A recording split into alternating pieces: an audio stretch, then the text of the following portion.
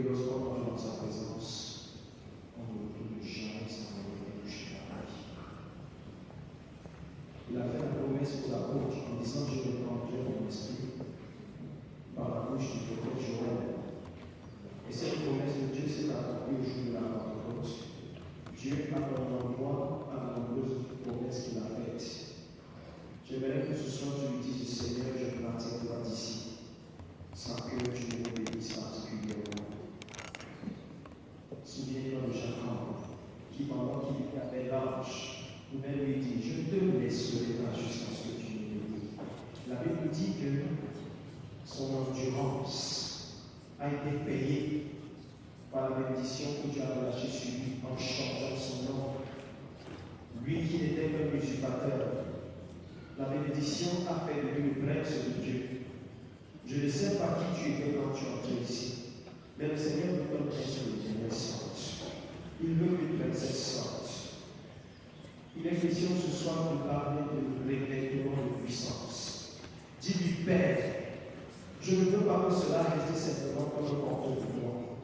Je veux expérimenter la réalité du révèlement. Seigneur, je veux que par le révèlement, tu m'amènes au niveau où tu veux m'amener dans mon ministère. Je ne suis pas satisfait de ce que j'ai jusqu'ici manifesté. Je ne suis pas satisfait. Peu importe ce que les gens disent de moi, les appréciations, les louanges. Père, ce que j'attends, c'est un manteau neuf pour une nouvelle dimension dans le ministère. Ce que j'attends de toi, Seigneur, c'est un manteau neuf pour une élévation nouvelle. Merci Saint-Esprit, parce que ce soir, tu es fidèle et tu veux encore nous démontrer ta fidélité par la parole au travers de laquelle tu vas oindre tes serviteurs et tes servantes. Par ta parole au travers de laquelle tu nous accordes un manteau neuf.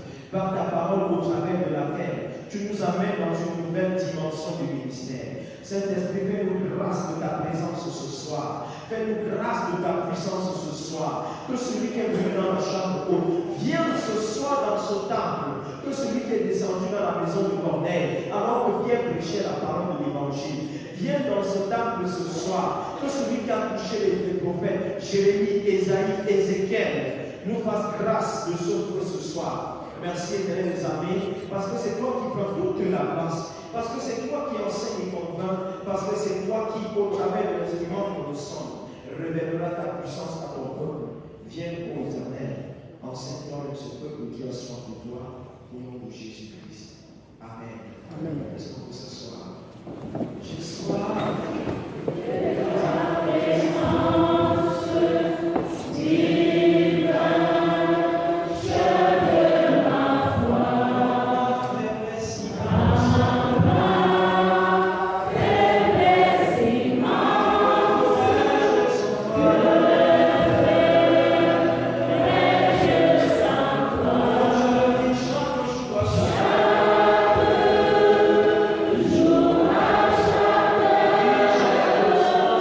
Oh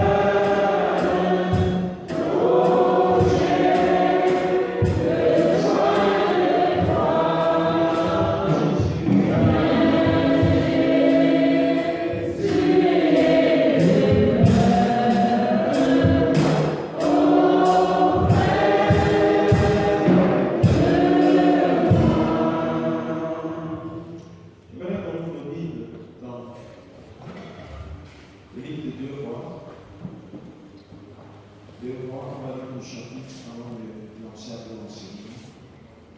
2 Rois, chapitre 2. 2 Rois 2. On va lire le chapitre de 1 jusqu'à 25. Je lis pour nous.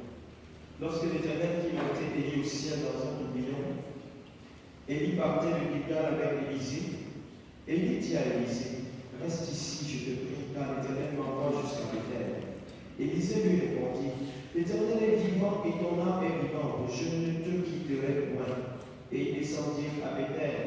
Les fils des prophètes qui étaient à Bethel sortirent vers Élisée et lui dirent, sais-tu que l'Éternel enlève aujourd'hui ton maître au-dessus de ta tête? Il répondit, je le sais aussi, taisez-vous. Élie lui dit, Élisée, reste ici, je te prie, car l'Éternel m'envoie à Jéricho. Il répondit, l'Éternel est vivant, et ton âme est vivante. Je ne te quitterai point. Et ils arrivèrent à Jéricho.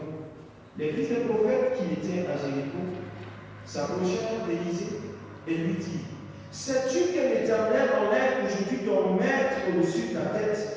Et il répondit, je le sais aussi, taisez-vous. Et il lui dit, reste ici, je te prie, car l'Éternel m'envoie au Jourdain. Il répondit, l'Éternel est vivant, et ton âme est vivante. Je ne te quitterai point. Et il poursuivit tous de leur chemin. 50 hommes d'entre les fils des prophètes arrivèrent et s'arrêtèrent à distance vis-à-vis, et eux s'arrêtèrent au bord du Jourdain. Alors Élie prit son manteau, le roula et en frappa les seaux qui se partageaient çà et là, et ils passèrent tous 2 à 5. Lorsqu'ils eurent passé, Élie dit à Élisée, demande ce que tu veux que je fasse pour toi, avant que je sois enlevé d'avec toi. Élisée répondit, qu'il y ait sur moi, je te prie, une double portion de ton esprit. Élie dit, tu demandes une chose difficile, mais si tu me vois pendant que je serai enlevé d'avec toi, cela arrivera ainsi. Sinon, cela n'arrivera pas. Comme ils continuèrent à marcher en parlant, voici un char de feu et des chevaux de feu les séparèrent l'un de l'autre. Et Élie monta au ciel dans un tourbillon. Élisée regardait et criait, mon Père, char d'Israël et sa cavalerie. Et il ne le vit plus. Saisissant alors ses vêtements, il les déchira en 2. Et il releva le manteau qu'Élie avait laissé tomber. Puis il retourna et s'arrêta au bord du Jourdain. Il prit le manteau qu'Élie avait laissé tomber et il en frappa les os et dit, où est le Dieu d'Élie? Lui aussi, il frappa les os qui se partageaient çà et là, et Élisée passa. Les fils des prophètes qui étaient à Jéricho vis-à-vis l'ayant vu dire, l'esprit d'Élie repose sur Élisée. Et ils allèrent à sa rencontre et se prosternèrent contre terre devant lui. Il lui dit, voici, il y a parmi tes serviteurs 50 hommes vaillants. Veux-tu qu'ils aillent chercher ton maître? Peut-être que l'Esprit de l'Éternel l'a apporté et l'a jeté sur quelques montagnes ou dans quelques vallées. Il répondit, ne les envoyez pas. Mais ils le pressèrent longtemps. Et il dit, envoyez-les. Ils envoyèrent les 50 hommes qui cherchèrent Élie pendant 3 jours et ne le trouvèrent point. Lorsqu'ils furent de retour auprès d'Élisée, qui était à Jéricho, il leur dit, ne vous avais-je pas dit, n'allez pas? Les gens de la ville dirent à Élisée, voici le séjour de la ville est bon, comme le voit mon Seigneur, mais les eaux sont mauvaises, et le pays est stérile. Il dit, apportez-moi un plat neuf, et mettez-y du sel. Et ils le lui apportèrent. Il alla vers la source des eaux, et il y jeta du sel et dit, ainsi parle l'Éternel, j'assainis ces eaux. Il n'en proviendra plus ni mort ni stérilité. Et les eaux furent assainies jusqu'à ce jour, jusqu'à ce jour, selon la parole qu'Élisée avait prononcée. Il monta de là à Bethel, et comme il cheminait à la montée, les petits garçons sortirent de la ville et se moquèrent de lui. Ils lui disaient, monde chauve, monte, chauve. Il se retourna pour les regarder et il les maudit au nom de l'Éternel. Alors, 2 ours sortirent de la forêt et déchirèrent 42 de ses enfants. De là, il alla sur la montagne du Carmel, d'où il retourna à Samarie. Amen. Amen. Amen. Qui aime la parole aussi comme moi, parce que je l'aime tellement. Hein? Sur le thème de ce soir, celui qui m'a été communiqué, bonsoir Pasteur Raymond, c'est « Sois revêtu de la puissance d'en haut ». Est-ce que tu peux dire avec moi « Sois revêtu de la puissance d'en haut ». Est-ce que tu peux maintenant dire « Je veux être revêtu de la puissance d'en haut ». J'ai envie de dire à quelqu'un ce soir, si jusqu'ici tu croyais que le revêtement de puissance était l'affaire de certaines personnes, Dieu veut te dire ce soir que cette affaire c'est ta part aussi. Amen. Et si tu as longtemps cru que tu as envoyé sa puissance uniquement aux pasteurs, aux apôtres, aux évangélistes et à tous les grands hommes de Dieu, aux bishops et autres, Dieu veut te dire que tu es le point de départ de sa puissance. Et que s'il a fait avec cela, il veut aussi le faire au travers de toi.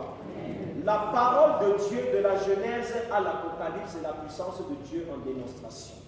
Dieu commence les Écritures par la parole, parce qu'il est dit dès le commencement. Et Dieu dit, et chaque fois que Dieu disait, on voyait la chose se faire. C'est le déploiement de la puissance dès le départ. Et si nous allons jusque dans le livre des évangiles, on verra que le ministère de Jésus a commencé par la puissance. La preuve, la naissance de Jésus, c'était quelque chose d'extraordinaire. On n'avait jamais vu une fille vierge tomber enceinte sans avoir le moindre rapport avec un homme. Ça, c'est la puissance de Dieu qui se démontre. Également, pendant le ministère même de Jésus, on n'a que vu la puissance de Dieu se déployer.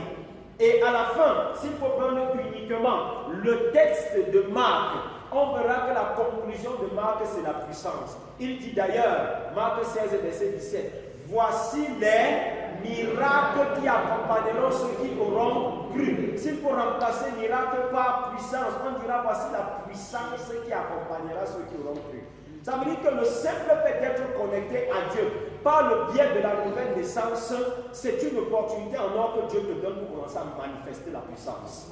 Il est hors de question de quelqu'un qui est enfant de Dieu sans manifester la puissance de Dieu. Et le verset 20 de Marc 16 nous dit que l'Éternel travaillait avec les apôtres et confirmait la parole qui prêchait par quoi? Des signes et des prodiges. Ça veut dire qu'il n'y a que la puissance. Et si on prenait même l'évangile de Matthieu, on verra que dans l'évangile de Matthieu, dès le chapitre 1er, on parle de comment est-ce que Jésus est né. À la fin, on dit, Jésus le dit bien, tout pouvoir m'a été donné dans le ciel et sur la terre. Allez, faites de toutes les nations des disciples. Comment est-ce qu'on peut faire des disciples si on n'a pas une certaine puissance pour les influencer? Comment est-ce qu'on peut faire des disciples parmi les nations, parmi les païens, parmi les sorciers, parmi les rosicruciens, parmi les philosophes, si on n'a pas quelque chose qui soit supérieur à ce qu'ils ont déjà vu? Vous ne pouvez pas convertir un sage, un intellectualiste, si vous n'avez pas quelque chose qu'il n'a pas. L'apôtre Paul a gagné le monde grec parce qu'il avait une connaissance que les Grecs n'avaient pas. D'ailleurs, dans Acte 17, on nous dit que quand Paul est arrivé à Athènes et qu'il a pris la peine de scruter les stèles, les monuments, tout ce qu'il y avait dans la ville, il a commencé par leur dire, hommes athéniens, je vous trouve à tous égards extrêmement religieux. J'ai vu des stèles, des monuments que vous avez érigés à vos dieux. Et j'ai vu même un monument sur lequel il est écrit, au Dieu inconnu. Je suis venu vous parler de ce Dieu inconnu. Et quand on dit, voici quelque chose que nous n'avons pas. Voici quelqu'un qui, enfant, a découvert ce que nous n'avons pas. C'est bon qu'on aille l'écouter à l'aréopage. L'aréopage, à l'époque, c'était comme le centre où se challengeaient les grands intellectuels, les grandes intelligences. Donc, il venait de trouver en Paul une intelligence qui n'existait pas encore chez eux, les Grecs. Nous ne pouvons pas gagner les gens si nous n'avons pas la puissance de Dieu. Nous ne pouvons pas convaincre si nous n'avons pas la puissance de Dieu. Nous ne pouvons même pas influencer le monde des ténèbres si nous ne manifestons pas la puissance de Dieu. C'est pourquoi pour servir, il est nécessaire que tu sois revêtu de la puissance de Dieu. Amen. Pour servir de notre Dieu, il est important que tu sois revêtu de la puissance d'en haut. Pourquoi? Parce que le Dieu que nous servons est défini comme le Dieu Tout-Puissant. D'ailleurs, dans ce qu'on appelle le credo des apôtres, n'est-ce pas? Quand on se lève pour confesser, on dit quoi? Je crois en Dieu, le Père Tout-Puissant. On ne peut pas servir celui qui est Tout-Puissant sans puissance. On ne peut pas servir un Dieu Tout-Puissant sans démonstration de puissance. On ne peut pas servir un Dieu Tout-Puissant en faisant l'apologie de l'impuissance. Parce qu'une chose qui a rendu l'église de notre temps froide, c'est qu'on a passé le temps à faire l'apologie de l'impuissance. On a fait comme si l'impuissance était la chose la plus normale et même la chose exigée et prescrite dans l'église. Or, si nous disons que notre Dieu est le Dieu Tout-Puissant, il faudrait que dans l'exercice du ministère de chacun, on sente qu'il y a quelque chose qu'on ne trouve pas chez les autres. On sent qu'il y a quelque chose de particulier, quelque chose qu'on n'a pas encore découvert jusque-là. La Bible dit que Jésus-Christ s'est démarqué dans son ministère parce qu'il prêchait non pas comme les scribes et les pharisiens, mais qu'il prêchait comme ayant autorité, n'est-ce pas? Ça veut dire clairement que les scribes et les pharisiens enseignaient la connaissance, l'intellectuel. C'était des grands théoriciens, mais Jésus-Christ est venu. Chez Jésus, on a vu quelque chose que les scribes n'avaient pas. On a vu quelque chose que les pharisiens n'avaient pas. Et cette chose que les pharisiens n'avaient pas, c'était la puissance de Dieu qui était libérée. Amen. Je peux utiliser ça. Ok. C'est la deuxième notion qui fait tout à l'heure. Je disais donc, pourquoi est-ce qu'il est important pour savoir le Dieu de la puissance? Parce que premièrement, notre Dieu est reconnu comme le Dieu tout-puissant. Et la deuxième chose, c'est que la volonté de Dieu, c'est que ceux qui le servent avec puissance. Dieu veut que tu sois puissant. Peu importe le couloir ministériel dans lequel tu es, Dieu ne se réjouit pas d'avoir des chanteurs impuissants. Dieu ne se réjouit pas d'avoir des prédicateurs impuissants. Dieu ne se réjouit pas d'avoir des évangélistes impuissants. Parce que si dans l'exercice de ton ministère, on sent que tu n'es qu'un théoricien, la preuve c'est que tu vas te lancer dans le champ et retourner presque toujours par les vides sans savoir émotionner. Tu pourras te lever et faire bonne prestation, peut-être parce que tu as agencé, tu as bien interprété tel cantique de tel frère ou de telle sœur, mais il n'y aura pas d'impact dans les vies des personnes. Et la raison pour laquelle parfois on voit des ministères sans impact, c'est parce que ces ministères n'ont pas de puissance. Et quand on parle de puissance, c'est quelque chose de spécial que Dieu libère dans la vie des personnes qu'il a appelées. Prenez la parole de Dieu et vous verrez que presque toutes les personnes que Dieu a appelées, il a relâché quelque chose sur leur vie. Le Seigneur appelle le jeune Jérémie. Jérémie au départ était un sacrificateur, fils de sacrificateur. Ça veut dire qu'il avait une destinée de sacrificateur. Mais dès lors que le Seigneur l'appelle, dans Jérémie chapitre 1, quand Jérémie commence à se mépriser lui-même, parce qu'il dit qu'il est un enfant, et ça c'est l'attitude que toi et moi, quand on n'a pas encore commencé à expérimenter la puissance de Dieu, on se voit toujours comme une faible personne. Moïse s'est vu comme une faible personne. Gédéon s'est vu comme une faible personne. Jérémie se voit comme une faible personne. Toi-même, à plusieurs reprises, tu t'es vu comme une faible personne. La preuve, c'est que quand on s'est rapproché de toi, ne serait-ce que pour que tu occupes une petite responsabilité comme ça, au sein de la chorale seulement, tu estimes que non, ce n'est pas ta face, c'est l'affaire des tels comme ça. Mais le Seigneur te dit que quand il appelle, il équipe, et il équipe par sa puissance. Quand Jérémie a commencé à se mépriser, la Bible dit que l'Éternel a touché sa bouche et lui a dit, je mets mes paroles dans ta bouche. Et comme la parole de Dieu, c'est ce qui a ramené à l'existence ce qui n'existait pas. Quand il dit je mets mes paroles dans ta bouche, c'est une manière de dire au prophète, je libère ma puissance en toi. La même chose s'est passée avec le prophète Ésaïe. Quand Dieu l'appelle, dans Ésaïe chapitre 6, il l'amène d'abord le prophète Ésaïe à voir la réalité du ciel. Et après, Ésaïe commence à dire à lui-même, je suis un homme mort parce que mes yeux ont vu la gloire de Dieu, mes yeux ont vu le Seigneur. La Bible nous dit qu'un ange du Seigneur a pris une braise, c'est-à-dire un charbon à Adam, et a touché sa bouche avec. Et je me pose la question, comment est-ce qu'on a pris un charbon à Adam, toucher sa bouche, ça peut ça brûle sa bouche. Ce qui se passe, c'est que le charbon Adam ici, c'est l'image de la puissance du Saint-Esprit qui était libérée sur sa personne. Non seulement pour le purifier, mais pour l'équiper afin que son ministère soit un ministère de puissance. La preuve, c'est que c'est après avoir fait ça que l'Éternel lui pose la question. Verset 8. Qui enverrai-je? Et il dit au Seigneur, comme me voici Seigneur, autrement dit, quand tu m'as déjà donné l'équipement, comment est-ce que je vais l'utiliser? Quand tu as déjà libéré ta puissance sur ma vie, comment est-ce que je vais le l'utiliser? C'est pourquoi je dis à tous les frères et sœurs, quand on prie, quand on rend ministère et que tu reçois le feu de Dieu, tu commences à manifester les dons. Sache que tu n'attends plus que Dieu vienne te poser la question qui enverrai-je? Parce que ce qui vient de se passer est une démonstration de ce que tu es déjà prêt à utiliser. Amen. Donc Dieu libère toujours sa puissance dans les vies des personnes qu'il utilise. Lorsqu'il rencontre Moïse, dans Exode chapitre 3, Moïse est errant, Moïse est en train de conduire les brebis et tout. Quand Moïse commence à paniquer, qu'est-ce que l'Éternel lui dit? Vas-y, je serai avec toi. Ne t'inquiète pas, parce que quand tu descendras en Égypte, ma puissance sera avec toi. Et cette parole que l'Éternel adresse à Moïse, c'est celle qu'il adresse à toutes les personnes qu'il utilise. Je ne sais pas combien de fois est-ce que l'Éternel t'a dit qu'il était déjà temps que tu utilises et que tu as eu peur de te tenir ici pour prendre le micro. Ne crains pas parce que tu te tiens là, ce n'est pas toi qui es debout, l'Éternel est avec toi. Quand tu es sur le champ pour évangéliser, ne crains pas ce que tu vois en face de toi. Ils ne sont pas plus forts que toi, ils ne sont pas plus grands que toi. Et même s'ils sont plus grands et plus forts que toi, ils ne sont pas plus grands que celui qui est en toi. La Bible nous dit que celui qui est en toi est plus fort que celui qui est dans le monde. Quand tu es appelé à un ministère, sœur, frère, mets-toi ici, les cieux des gens, ça ne te plaît pas. Amen.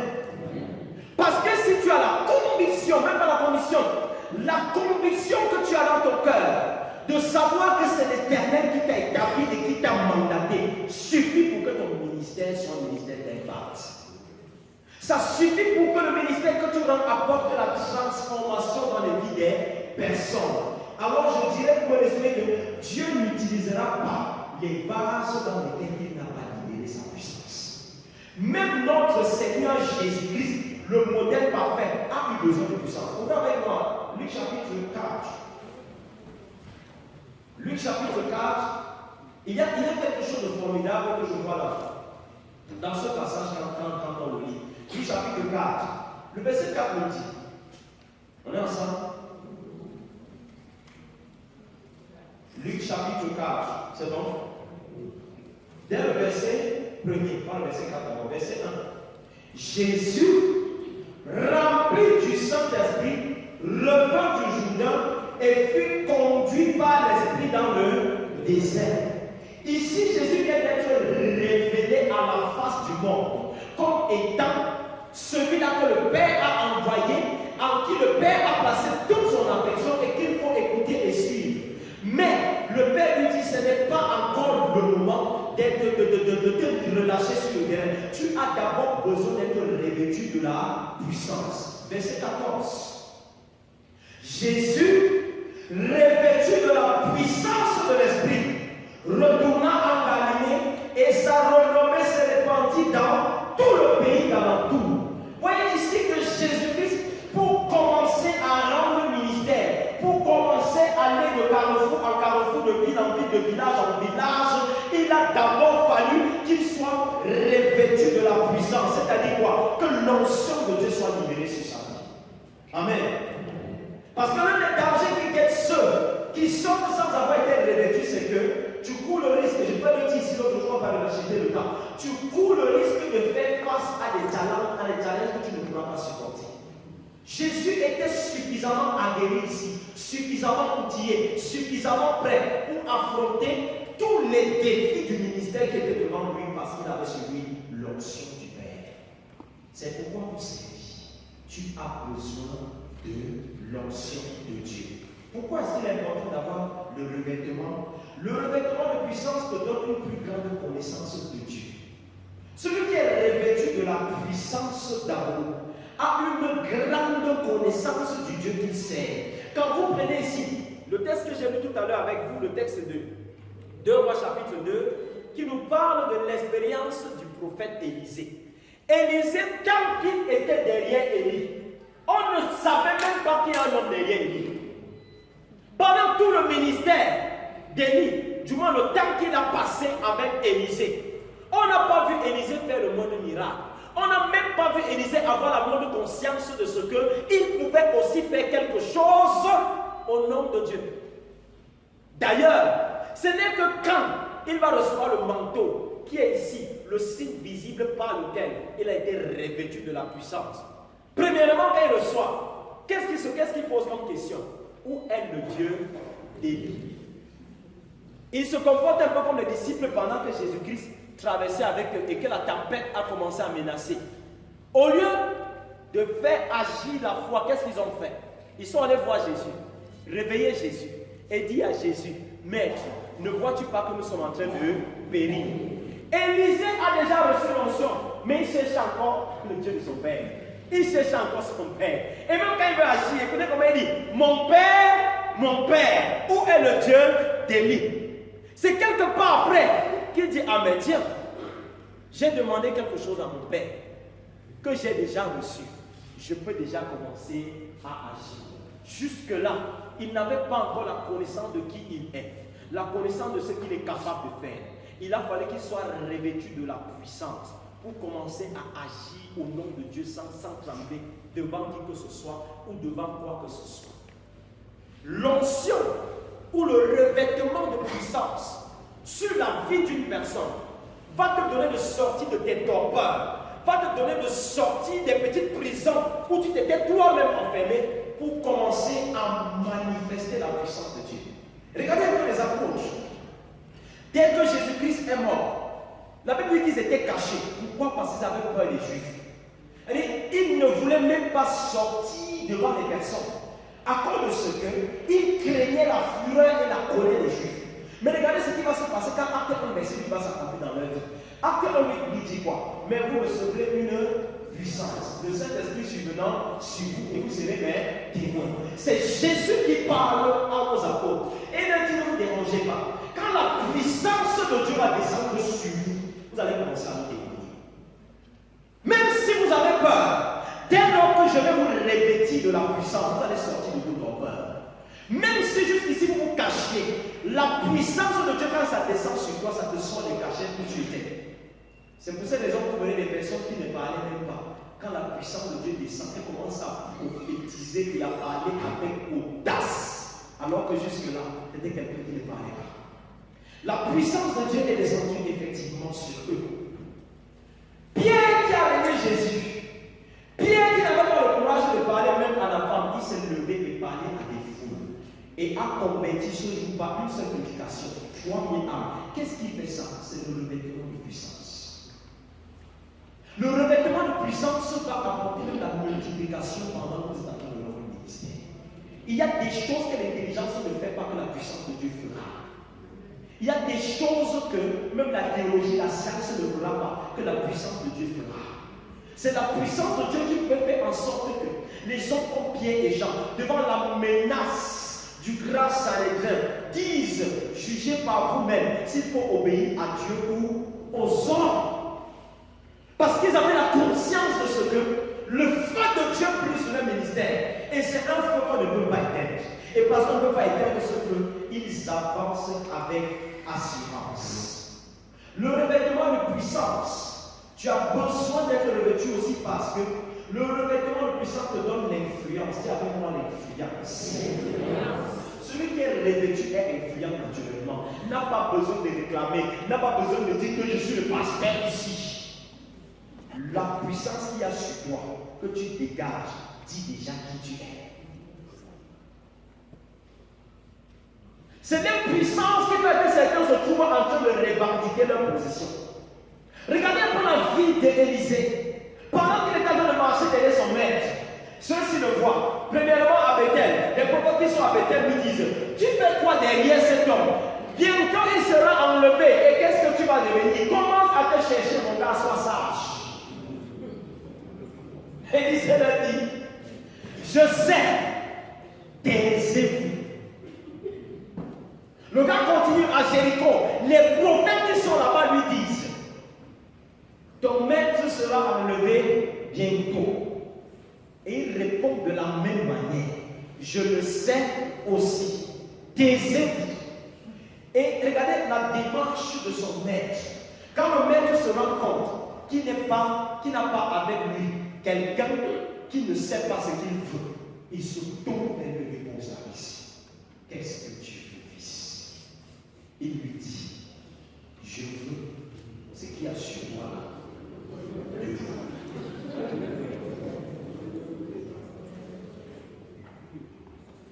On dit que tu as calé la pluie au ciel.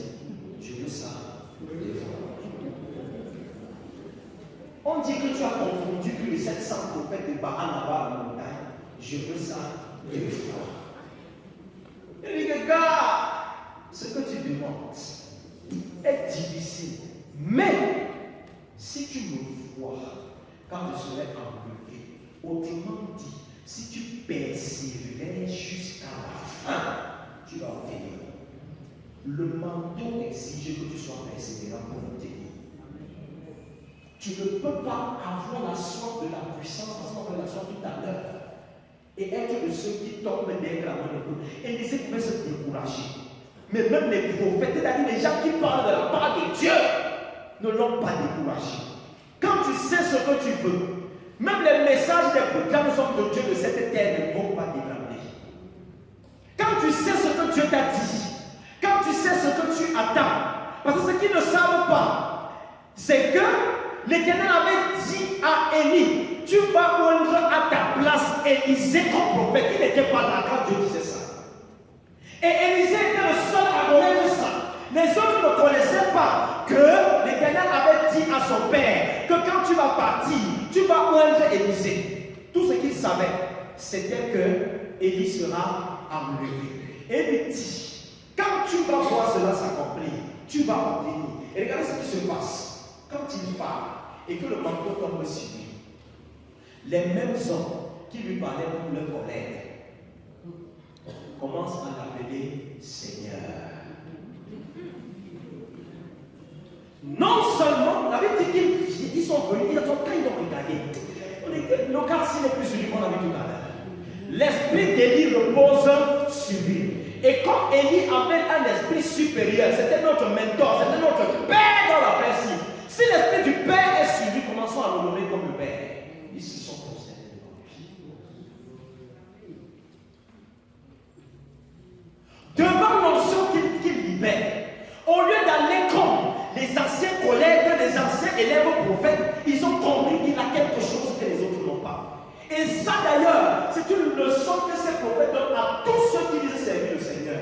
Quand tu rencontres une onction qui dépasse ta barre, au lieu de calomnier, mets-toi simplement au pied de celui-là.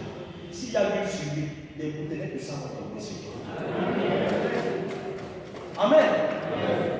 Quand tu rencontres une onction, au lieu de la mépriser, quand tu rencontres une onction, au lieu de la calomnier, la sagesse voudrait simplement que tu viennes au pied de celui-là que Dieu a où rester. Même si tu ne fais rien, viens rester. Élisée ne faisait rien, il était là-bas. Quand les mains du maître étaient salies, il versait l'eau dessus. La preuve, c'est que c'est par ça qu'on l'a identifié. Parce qu'il savait ce qu'il voulait. Beaucoup parmi nous soupirent après l'onction et non pas l'onction parce qu'ils méprisent l'onction qu'ils sont en train de rechercher. J'ai vu quelque chose dans la vie de l'homme de Dieu, pasteur Léon par exemple. Je veux ça de tout mon cœur. Mais je suis le même qui passe le temps à le mépriser, à le calomnier. Qu'il m'impose les mêmes 150 fois, je n'obtiens rien. Plusieurs sont dans des situations où ils ne sortent pas. Parce que vous allez demander la faveur de Dieu vers une onction que vous avez passé tout le temps à mépriser. Pourquoi Jésus n'a rien fait dans sa propre patrie? Parce qu'ils ont vu le charpentier. Ils n'ont pas vu le Seigneur. Quand il parlait, il y en a qui voulaient montrer comment, oh celui-là, on l'a vu grandir. N'est-ce pas le fils de Joseph? N'est-ce pas parce que ses frères et ses soeurs? Je le connais comme ma poche. Jésus là. C'est un enfant qui a grandi devant nous aussi.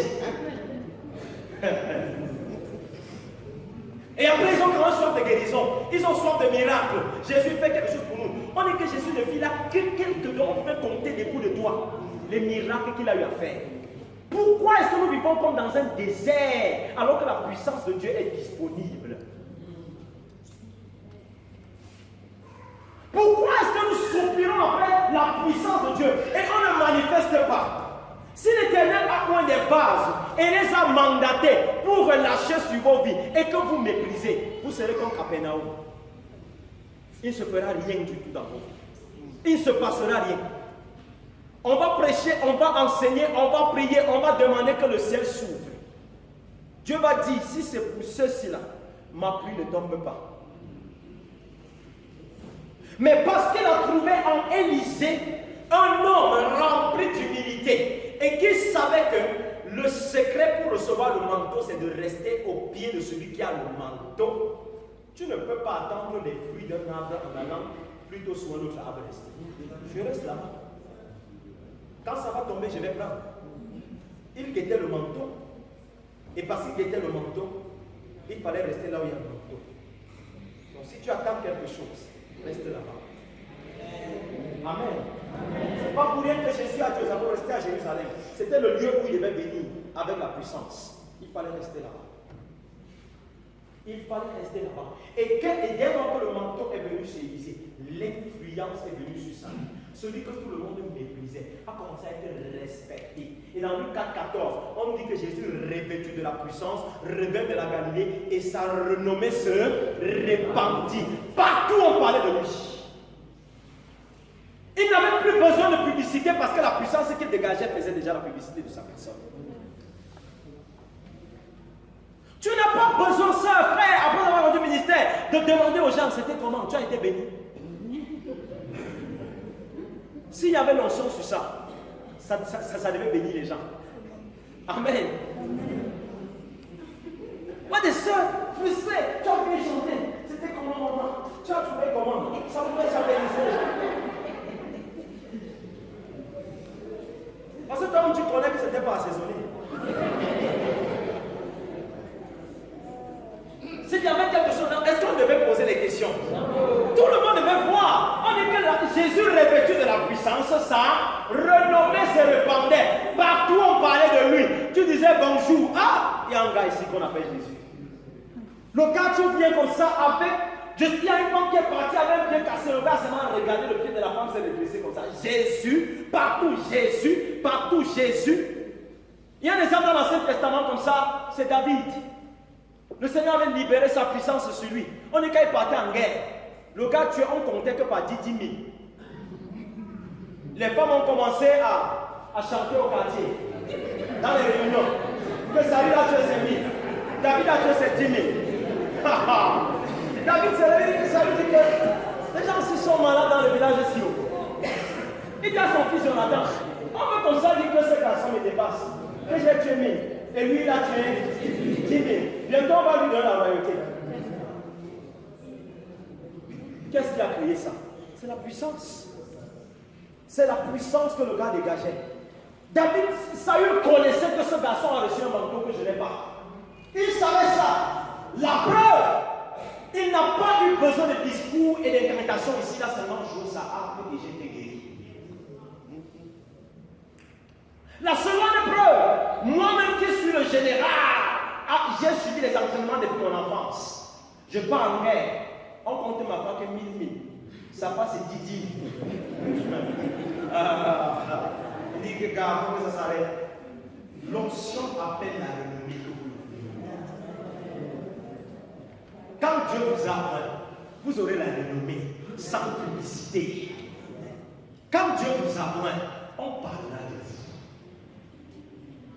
vous. De partout, on parlait d'Élisée à cause de la puissance. Au point où quand le roi après commence à se dire que les prophètes sont finis ici. Élie est parti, mon Dieu. Qui peut encore prophétiser? On dit que là, c'est ce que tu dis. Il y a un homme ici, Élisée. C'est celui qui versait l'eau sur les mains d'Élie. Appelle-le un peu, tu verras. Et quand on l'appelle, il arrive, il dit que je veux un chantre ici. Quelqu'un qui a reçu le manteau. Il dit que un joueur de harpe est venu, a seulement commencé à jouer la harpe. C'est le genre là que nous voulons voir. Mes frères qui jouent piano, ne jouent pas batterie. On voit la dimension, tu as vu comme ça, par la puissance de Dieu localisée quelque part. Je veux un joueur de harpe. Le joueur a commencé simplement à jouer. L'onction de Dieu l'a saisi et il a commencé à prophétiser. Vous voyez que les onctions s'interconnectent. et crée une atmosphère qui fait trembler l'enfer. Dans une atmosphère comme celle-ci, si on a des zones ici, votre seule présence fera en sorte que parce que vous êtes unis d'esprit, les méchants ne résisteront pas dans l'assemblée des justes. Quelqu'un qui avait été envoyé même en mission va même vouloir sortir, il n'y aura plus moyen parce que l'onction a bloqué sur place. C'est à ce niveau que Dieu veut qu'on arrive. Amen. Si le revêtement c'est quelque chose, il y a un moyen. Comment être revêtu? La première chose, c'est que Dieu veut rencontrer la sorte dans ton cœur. Tu dois désirer la puissance. Tu dois désirer. Regardez comment Élisée a désiré. Son maître le chasse n'importe comment. Il dit que maître, l'Éternel est vivant, ton âme aussi est vivante. Où tu pars, je pars. C'est la soif qui pourra amener un homme à faire des choses pareilles. Si vous n'avez pas soif de puissance, vous ne serez pas revêtu de la puissance. L'une des situations délicates de l'église de notre temps, c'est qu'on a des gens qui n'ont pas soif de puissance. On dirait qu'on est content de servir Dieu dans l'impuissance. On formule des prières impuissantes. Et on est content après quand on dit que nous prions nous seulement et Dieu fait le reste. Jésus a dit, guérissez les malades, purifiez les lépreux, ressuscitez les morts. Attendez pas, ça c'est des fables. C'est des choses qui sont réelles. Quand la soif de la puissance, et quand cette soif naît, je vous assure que Dieu vous utilisera pour manifester sa puissance dans les vies des personnes. Mais si vous continuez à limiter Dieu, Dieu n'ira pas au-delà de votre foi. Si vous voulez limiter ce que le Seigneur est capable de faire, vous serez carré dans votre foi. Quand Dieu rencontre des personnes qui veulent aller loin, il les amène très loin. Élisée voulait le tour de ce qu'il a sur son père. Quelqu'un peut dire que ce garçon est prétentieux, il est audacieux. Je vous assure que le domaine spirituel avec le Seigneur, c'est le seul domaine où la gourmandise est autorisée.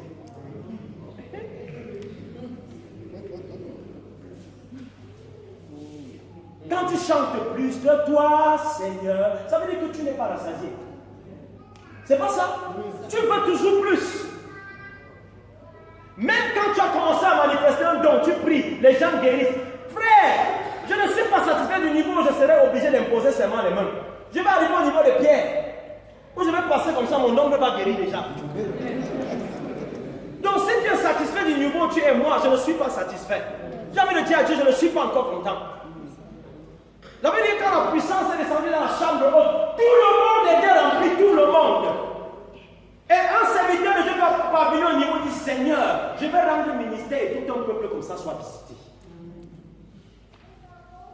Élisée n'était pas satisfait, c'est pourquoi il désirait plus.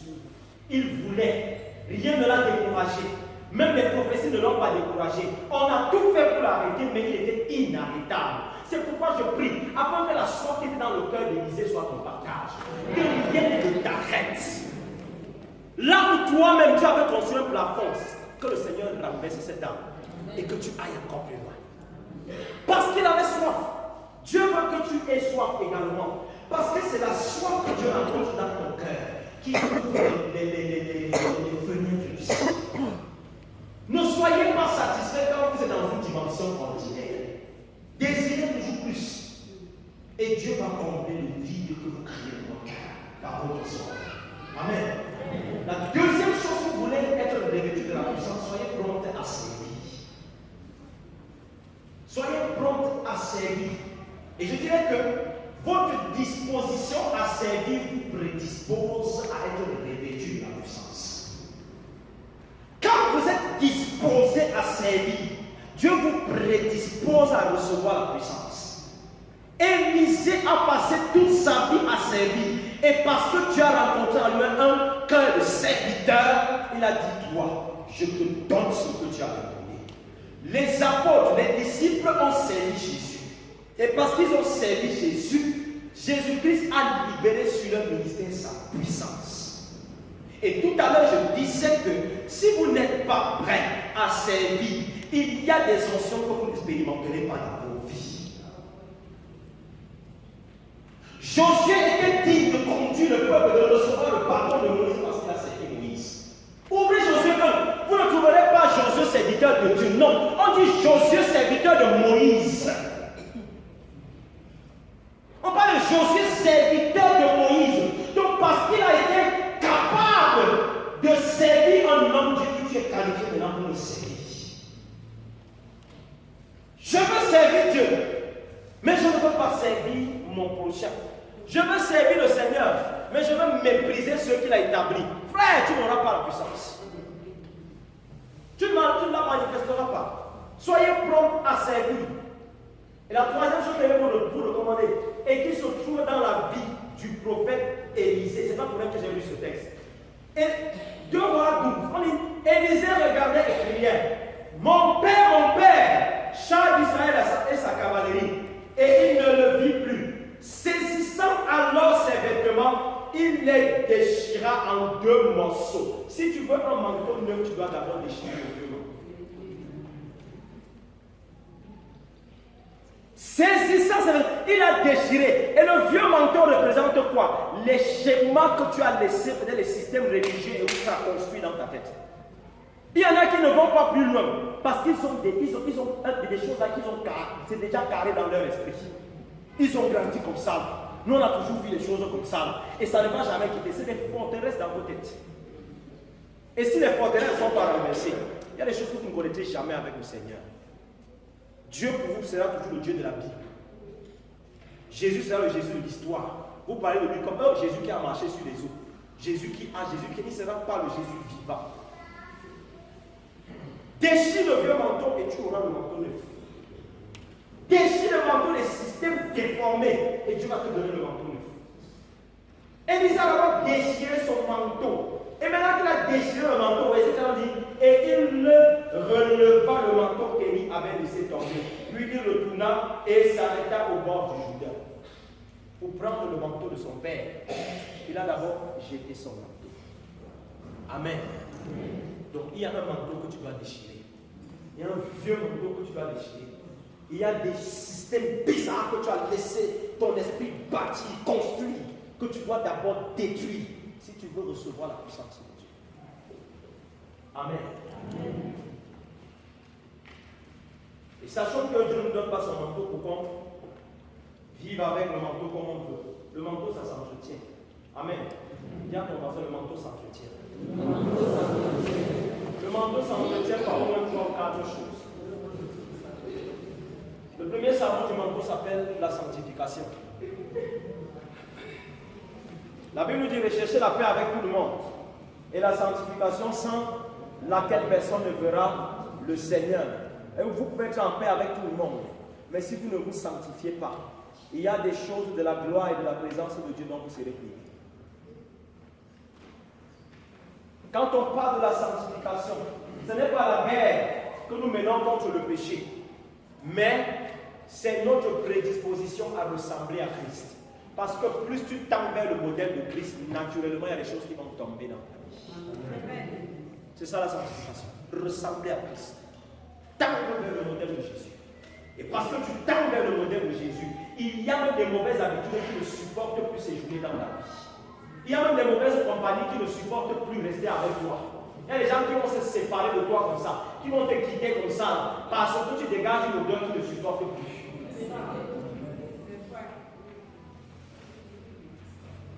Amen. Le deuxième savon du manteau, c'est la prière. C'est la prière. Jésus, bien qu'il soit Dieu, il savait que le secret pour opérer dans la puissance, c'était de demeurer dans la présence de Dieu. Donc le secret de la puissance, c'est demeurer dans la présence du Père. Et c'est en demeurant dans la présence du Père qu'il te ressource, qu'il te régénère, qu'il te remplit. Et on peut voir comment, de gloire en gloire, tu évolues. Hier, ton ministère était à tel niveau. Aujourd'hui, on voit comment il y a une certaine évolution. Parce que tu n'étais pas contenté de tes anciens succès, de tes anciennes prouesses. Il y en a qui ont dit, oh, vraiment, vers les premières années, où est-ce que tu es assis comme ça, là, c'est nous. On a fait les choses ici. Pourquoi vous faites plus?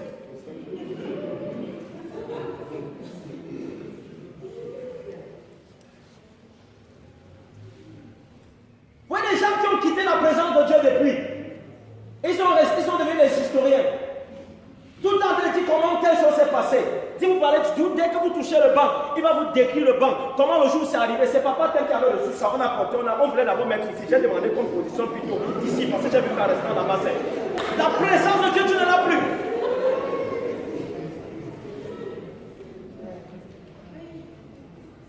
Tu ne respires plus l'odeur de la présence de Dieu.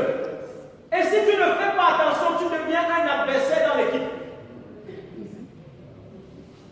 Tu deviens le hakam qui accompagne les gens. À cause de toi, on est dans la défaite.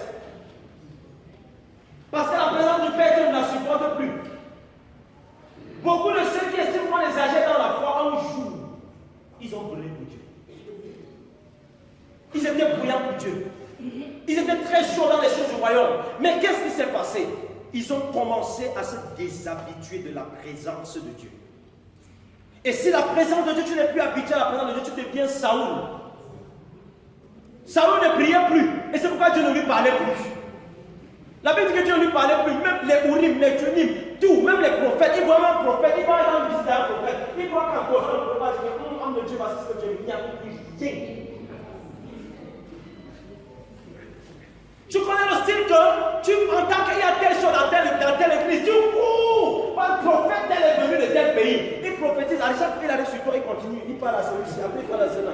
Parce que quand il arrive, n'est-ce pas, l'odeur que tu dégages à le repousse, c'est pourquoi il va vers des personnes qui attirent. Reste dans la présence de Dieu. Si tu veux voir le manteau être neuf, et si tu veux un grand ministère avec puissance, aller, comme on dit, comme des enfants, from glory to glory, c'est dans la présence, c'est dans la prière.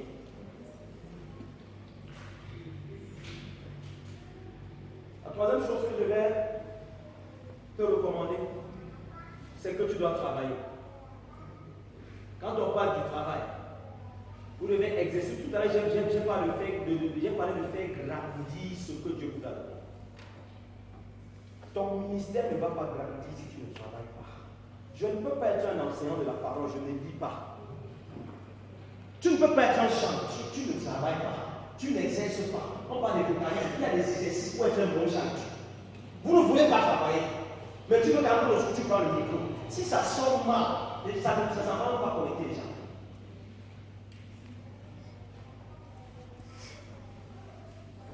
Si vous voulez aller loin dans un domaine, travaillez. Et quand on parle de travail, c'est même sur le plan professionnel. On parle de dégradation à tous les niveaux dans la société, c'est quoi? Les gens n'ont plus l'amour pour le travail. Ils ont eu des blagueurs. Ils sont au boulot, ils ne font rien. Après, ils attendent la promotion. Tu vas te lever pour que tu fasses quoi? Oh, si tu as encore l'amour, regardez tous ceux que Dieu a élevés. Quand nous citons, on chante les cantiques, on cite leur nom. Daniel, on cite Joseph. Personne ne l'était paresseux. C'est le travail de Joseph qui l'a amené là où il s'est retrouvé. C'est le travail de Daniel qui a fait que le jour où il tombe dans la poste, Dieu dit que cet homme a besoin de lui.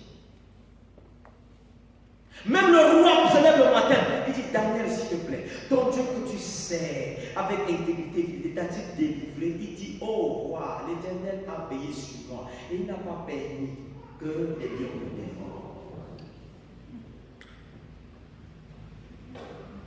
Le roi avait marre de perdre un homme comme Daniel, un bosseur, un travailleur fatigable. Malgré le fait que Daniel soit ministre, un ministre qui 3 fois le jour se mettait dans la présence de Dieu pour prier. Un ministre. Tu n'as même pas le rang de Daniel, tu n'as même pas le rang de censeur, même pas de supérieur général, même pas de chef de bureau. Mais tu n'as jamais le temps pour chercher Dieu.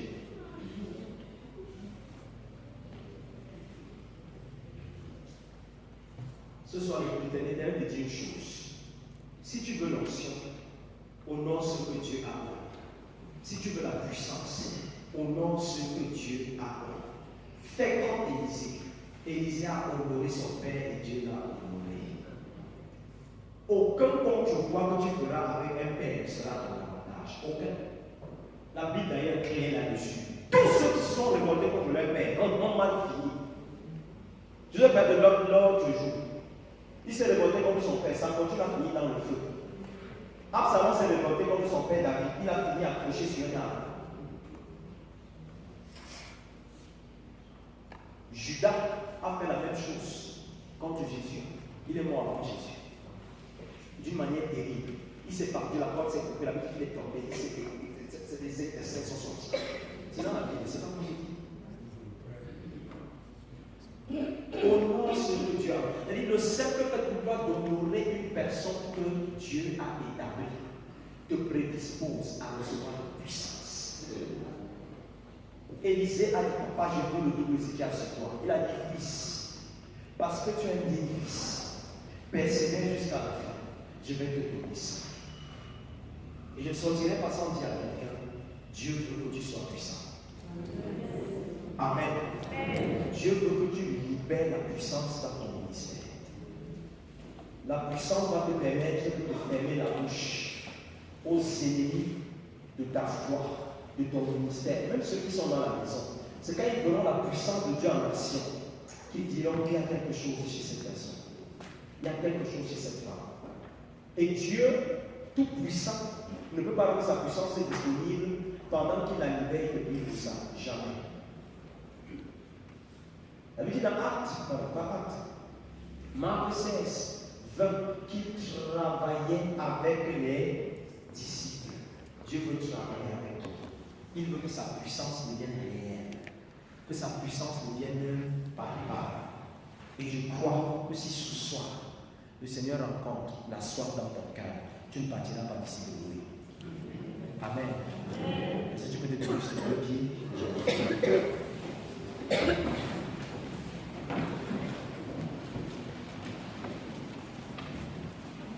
Le Seigneur a dit tout à l'heure qu'il y a certainement Dieu en que tu vas lécher. Je peux commencer par là. Et quelqu'un s'est dit un peu dedans le Seigneur. Je ne sais pas quels sont les vieux manteaux qu'il y avait. Peut-être ton vieux manteau, c'était que tu étais trop satisfait du niveau où tu t'es trouvé. Au bon moment, quand on faisait un certain chose, tu disais, ah, peut-être qu'il arrive à quoi avec la autre manteau. Je veux que tu déchires ce vieux manteau ce soir. Peut-être les anciens systèmes de pensée, peut-être la religion qui a construit les choses dans ton esprit. Je veux que tu le déchires ce soir. Et pendant que tu déchires le vieux manteau, il y a le manteau qui est déjà disponible pour toi. Il y a le manteau qui a déjà apprêté pour toi. Il y a le manteau qui l'a apprêté pour toi. Pour que tu sois un intercesseur qui dégage le feu. Pour que tu sois un prédicateur qui dégage le feu. Pour que tu sois un chanteur qui prend le micro et la présence de Dieu devient palpable. Pour que tu sois un prophète qui ne participe pas, mais qui dit distinctement les choses de Dieu. Pour que tu n'entendes plus le bruit dans tes oreilles, mais que la voix de Dieu te soit communiquée de manière précise. Pour que dans la manifestation du don que le Seigneur t'a apporté, on ne voit pas les choses qu'on a déjà vues, mais on voit quelque chose qu'on n'a pas encore entendu. Je crois que si les prophètes ont vu que l'esprit d'Élie est sur Élisée, si au temps de Jésus, on a vu que l'esprit de Jésus est sur les apôtres, ce soir également, on peut voir le monde veut voir un manteau particulier sur le ministère que tu dégages. C'est pourquoi je dis à quelqu'un commence à soupirer et dire au Seigneur, j'ai soif de ta puissance. C'est pas pour rien que j'ai commencé ce soir en vous amenant à chanter, j'ai soif de ta présence. Désirer la présence de Dieu, c'est désirer sa puissance. Dis-lui ce soir, Père, j'ai soif de ta puissance. J'ai soif de ta puissance dans mon ministère. J'ai soif de ta puissance, même sur le plan professionnel de ma vie. Père, je ne veux pas que tu me prives de ta puissance. Ne me prive pas de ta puissance. Quand j'entre dans ton bureau, Père, que ta puissance me précède. Dans ma maison, mon roi de gloire, que ta puissance me précède. Dans mon ministère, Seigneur, que ta puissance me précède. Père, ce soir, je prie afin que tu libères une onction nouvelle sur ma vie, une onction nouvelle sur mon ministère, une onction nouvelle sur moi, Père. Je ne veux pas que les choses soient comme elles étaient hier. Tu m'as parlé de la gloire de la seconde maison. Et je prie afin que la gloire de la seconde maison soit plus exaltante que celle de la première maison. Parce que tu me donnes ce soir un manteau neuf.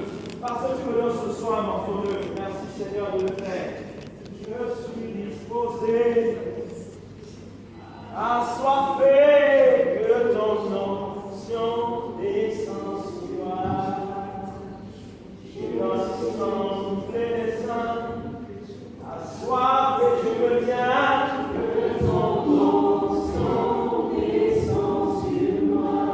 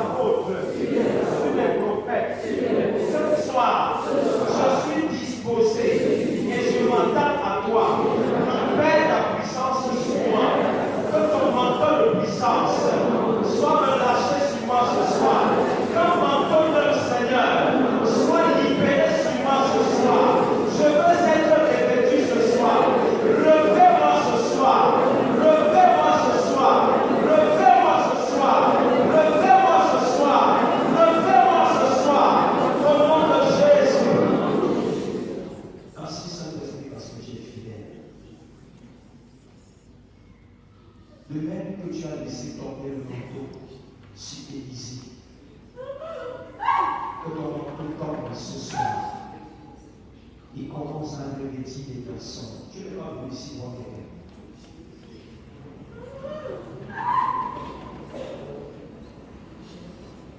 Merci Saint-Esprit.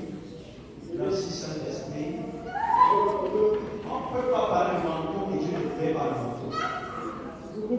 Beaucoup vont recevoir le manteau. Beaucoup seront des dieux ce soir d'un manteau de puissance pour annoncer l'évangile. Dieu te donne le manteau pour prêcher la bonne nouvelle. Dieu te donne le manteau. Dieu te donne le manteau. Il y a des personnes qui, comme Asaph, ont une onction de charge. Mais ce soir, Dieu veut t'amener dans une autre dimension de la louange. C'est pourquoi il dit, Père, dans son manteau sur toi. Chante de l'Éternel. Reçois mon manteau maintenant au nom de Jésus. Le Seigneur est fidèle. Le Seigneur est fidèle. Le Seigneur est fidèle. Et le Seigneur veut relâcher son manteau en tenant compte des différents appels, des différents noms de ministère. Dieu veut qu'on fait le salut au sein de cette assemblée pour terroriser les œuvres des ténèbres. Pour terroriser les œuvres des ténèbres. C'est pourquoi ce soir, le Seigneur suscite une armée de prophètes et de prophétesses qui pointent particulièrement recevoir sa puissance.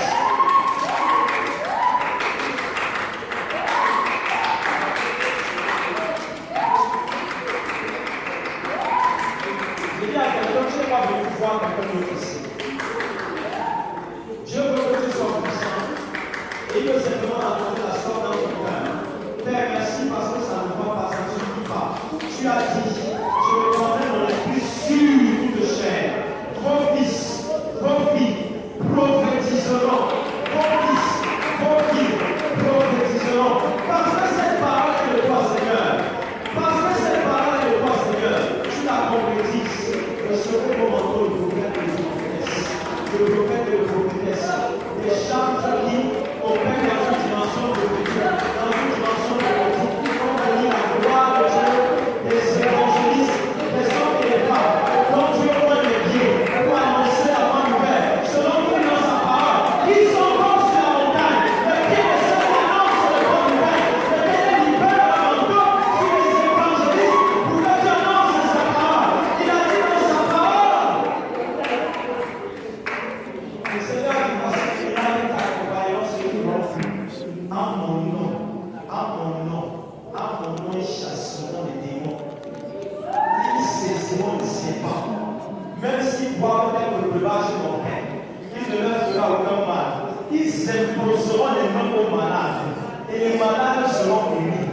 La puissance de Dieu vient enflammer tes mains pour que tu sois le prolongement de la main de Dieu. Que les malades.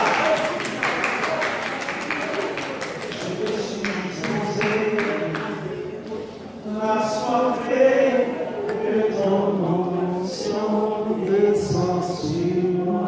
Je ne sais pas si tu as conscience de l'onction de Dieu. La gloire de Dieu est tellement abondante ce soir. Mais Dieu veut les cœurs disposés. Dieu veut les cœurs disposés.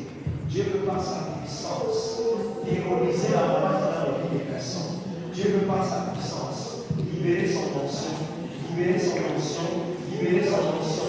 Et si tu attendais de lui la manifestation même des dons du Saint-Esprit, parce que ton cœur est disposé, reçois ça maintenant. La Bible dit que quand on est sa famille, on reçoit la puissance. Il se mit à prophétiser et à parler en notre langue. La puissance de Dieu vient guérir les larmes, vient guérir les larmes, vient guérir les larmes, vient guérir les larmes, vient guérir les larmes. Rends la puissance de Dieu palpable. Le Seigneur veut guérir les personnes, il veut guérir les personnes, guérir les cœurs brisés. Il ôte l'amertume des cœurs. Où sont les vases que le Père veut utiliser ce soir? Maintenant, le souffle de Dieu est libéré dans cette salle. La puissance de Dieu est libérée. La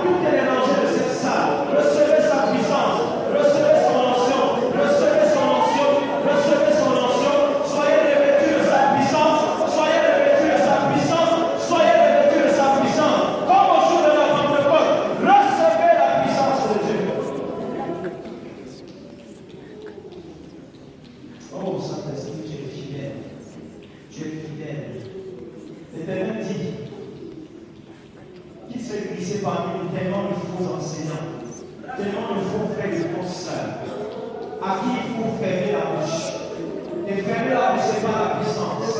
C'est encore au nom de Jésus. Les vases de notre Père veulent utiliser en cette saison pour que vous soyez. Recevez la puissance de votre Père. Recevez sa puissance. Il a dit sur les jeunes, sur les vieux, il libère sa puissance. Il a dit par la bouche du prophète Joël, je répandrai mon esprit sur vos chairs, même sur les serviteurs, sur les servantes. Quand ta puissance descend, l'atmosphère change. Le Saint-Esprit change l'atmosphère en ce lieu. Il guérit les larmes, il pointe les prophètes, il pointe les apôtres, il pointe les enseignants de sa parole, il pointe les évangélistes, il pointe les pasteurs, il pointe les chantres, il pointe les intercesseurs. Seigneur, libère la puissance de Dieu.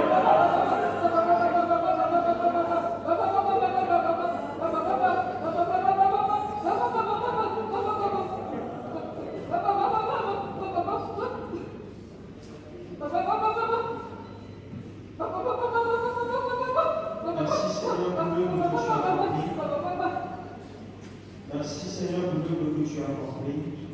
Merci pour ta fidélité. Merci pour ta puissance que tu as disponible dans les différents ministères, dans les différentes vies. Reçois l'honneur et reçois toute la gloire. Père, je sais que ce que tu as commencé, tu es fidèle et tu achèves ton œuvre. Tu achèves ton œuvre. Tu achèves ton œuvre. Merci Saint-Esprit, parce que tu le fais au nom de Jésus, au nom de Jésus. Je prie maintenant afin que tu sais tout ce que tu as libéré ce soir, que tu sais tout ce que tu as relâché ce soir, que de ton sceau Seigneur, tu sais ce que tu as libéré parmi nous ce soir. Merci pour tes serviteurs et tes servantes sur qui tu as apposé ton cachet. Nous t'honorons et nous te bénissons dans le Seigneur de Dieu.